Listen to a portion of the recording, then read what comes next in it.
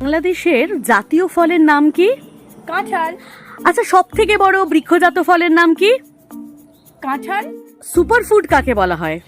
কাঁঠাল। দুধের স্বাদ ঘোলে মেটে কিনা জানি না, তবে মাংসের স্বাদ কিন্তু দিব্যি গাছপাঠা তরকারিকে মেটানো যেতেই পারে। তো কাঁঠাল পুরো একটি পুষ্পমঞ্জরি নিয়ে গঠিত বলে একে যৌগিক ফল বলে।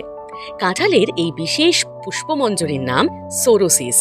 কাঁঠালে vitamin A, C, vitamin B6 সহ পটাশিয়াম, ক্যালসিয়াম, ম্যাগনেসিয়াম, আয়রন প্রভৃতি খনিজ উপাদান থাকে। আয়রন থাকায় রক্তাল্পতায় আক্রান্ত ব্যক্তিদের জন্য এটা খুবই উপকারী। কাঁঠালে প্রচুর খাদ্যতন্তু থাকে, ফলে কাঁঠাল খেলে কোষ্ঠকাঠিন্যের সমস্যা দূর হয়, আমাদের হজম শক্তি বৃদ্ধি পায়। কাঁঠালের অ্যান্টি অক্সিডেন্ট ক্ষমতা থাকায় দেহে তৈরি হওয়া বিষাক্ত ফ্রি রেডিক্যালসগুলোকে দূর করে দেয়, তাই ক্যান্সার প্রতিরোধেরও ক্ষমতা রয়েছে। দেহের অনাক্রম্যতা বৃদ্ধিতে, হার্ট ভালো রাখতে এবং হাড় শক্তপোক্ত করতে এবং সাথে সাথে শক্তির উৎস হিসেবে কাঁঠাল একটি খুবই গুরুত্বপূর্ণ খাদ্য।